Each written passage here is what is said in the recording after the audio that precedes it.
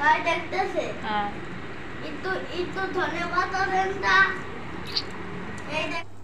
তো দেখো বন্ধুরা, এখন আমরা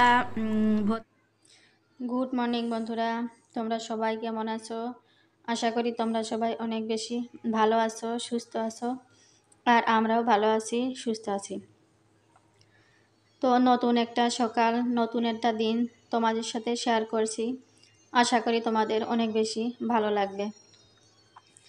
তো সকালে উঠে আমার স্নান করা হয়ে গেছে, আর বাসি কাজটা সমস্ত সারা হয়ে গেছে।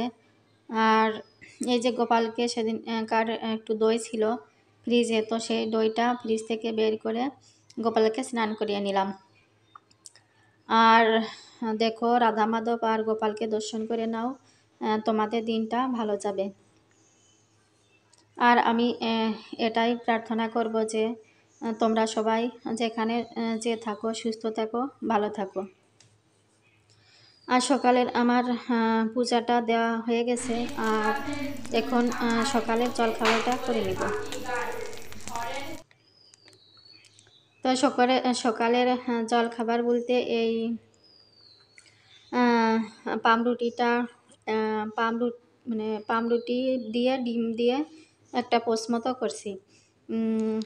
তো এক একজনের এক এক রকম খাবার, তো কেউ ভাত ছাড়া চলে না, আবার বাচ্চারা তো সকালবেলা মানে নিজেদেরই ভাত খেতে ইচ্ছে করে না। তো সকালবেলা বাসি পেটে এরকম খাওয়াও ঠিক না, তো মাঝে মাঝে খেলে আর সমস্যা হয় না। তো একটা ডিম দিয়ে এই যে বাচ্চাদের, তো আর একটা করে নিব। তো বাচ্চাদের এরকমভাবে একটু ভাজি করে দিব। আর আমরা গোলা রুটি বানাবো। তো একটা ডিম এই যে এরকমভাবে মানে আমার ছেলে ভাজি করে মানে মাছ দিয়ে খাবে। তো এক একজনের এক এক রকম রুচি, তো সেরকমভাবেই মানে বানাতে হয়। আর আমরা এই যে গোলা রুটির জন্য 1 কাপ মতো আটা গুলিয়ে নিয়েছি, আর এই আটাটা দিয়ে গোলা রুটি বানাবো। তো কেউ ভাত খেতে চায়, কেউ আবার এই গোলা রুটি মানে রুটি খেতে চায়, তো রুটি বানাতে ইচ্ছে করে না, একটু সময় সাপেক্ষ ব্যাপার। তো গোলা রুটিটা কয়েকটা বানিয়ে নিলাম। তো সকালে আমাদের ব্রেকফাস্টটা ভাত ছিল না, ভাত ছাড়া এই যে রুটি আর গোলা রুটি দিয়ে আজকের ব্রেকফাস্টটা সেরে নিলাম। তো তারপরে যে সকালে খাবার দাবার করে একটু রেস্ট নিয়েছিলাম। তো রেস্ট নেওয়ার পরে ভাবলাম কি রেস্ট নিলে চলবে না, আমাদের মহিলাদের রেস্ট নিলে সংসার মনে হয় যে থেমে থাকে, চলতে চায় না। তো তারপর ভেবে উঠে পড়লাম, আর এই যে বাচ্চা থেকে একে কি বলে, তেঁতুল, পাকা তেঁতুল কিনে আনছিল, তাই তেঁতুলটা সারা বছর রেখে দেব। তো সারা বছরের ভিতরে যদি বিচিটা থাকে বেশি দিন থাকবে না, তো তার জন্য বিচিটা বের করে নিব। তো দেখো কত বিচি হয়েছে, আর সরিষার তেল হাতে নিলে হাতে লাগে না, ভালোভাবে কুটা হয়ে যায়। তো তারপর আবার দুপুরে রান্না বান্না করতে চলে গেলাম। তো এখানে মাছের ঝোল টমেটো দিয়ে আর একটু জিরে বাটা দিয়ে করছিলাম, বেশি মানে মশলাপাতি দিব না।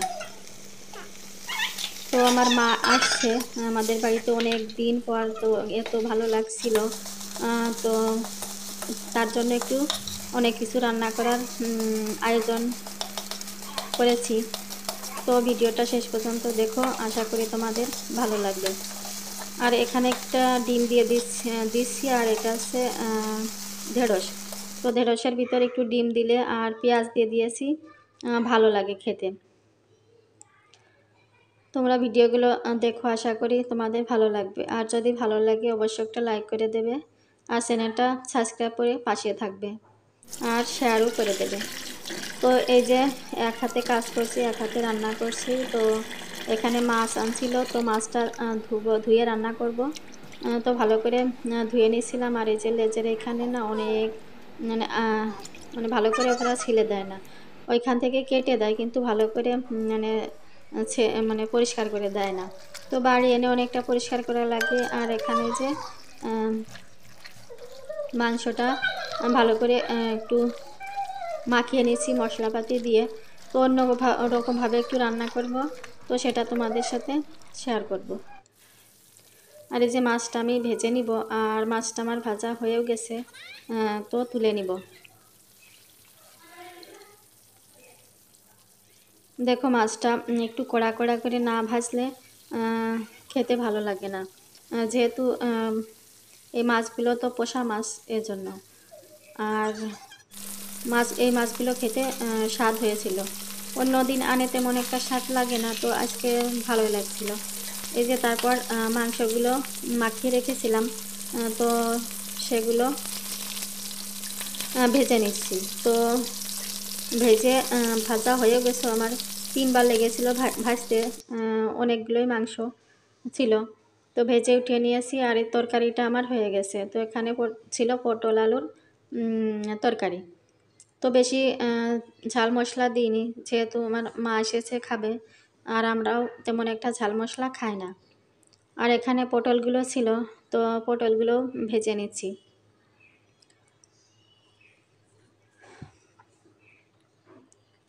তো পটলগুলো একটু ভালো করেই ভাজবো।